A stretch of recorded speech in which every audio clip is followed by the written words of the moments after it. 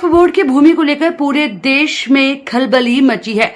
इन सभी के बीच कौशाम्बी कलेक्टर की कार्रवाई शासन स्तर पर छाई हुई है। ये कार्रवाई यूपी के लिए नजीर बन सकती है। वक्फ बोर्ड के नाम पर जबरन कब्जे में ली गई भूमि को आजाद कराने के लिए एडीएम न्यायिक कोर्ट में हुई कार्रवाई का पूरा ब्यौरा मांगा गया है। 6 बिंदुओं पर प्रस्ताव भेजा गया है। इसी आधार पर दूसरे जिलों में अब कार्रवाई शुरू होगी। वक्फ बोर्ड की भूमि को लेकर शासन की निगाह टेढ़ी है।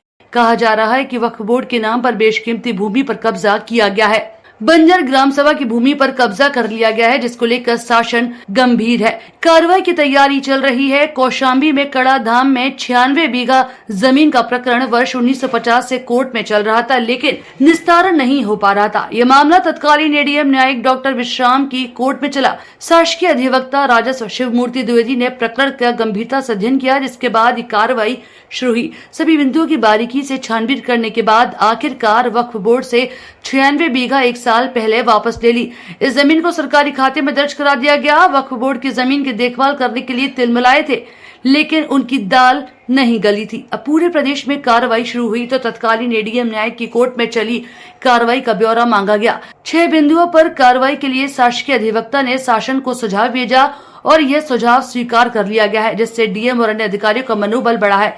कड़ा धाम की 96 बीघा जमीन को सरकारी खाते में दर्ज कराने के बाद अब अधिकारी दूसरे गांवों की भूमि पड़ताल करा रहे हैं।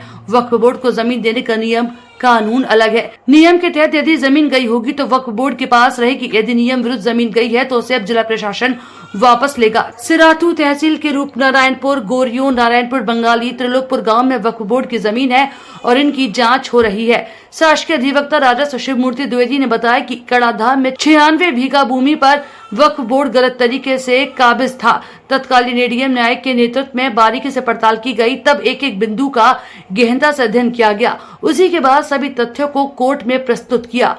कोर्ट ने बोर्ड से 96 बीघा जमीन वापस लेते हुए सरकारी खाते में दर्ज करवा दिया है और यह बड़ी कामयाबी थी। निसंदेह ये कार्रवाई यूपी के दूसरे जिलों के लिए नजीर बनेगी। कौशाम्बी जिलाधिकारी मधुसूदन हुल्गी ने बताया कि 96 बीघा जमीन के प्रकरण में हुई कार्रवाई बहुत ही सराहनीय है। कोर्ट ने सभी बिंदुओं का बारीकी से अध्ययन और भौतिक सत्यापन करने के बाद कार्रवाई की है।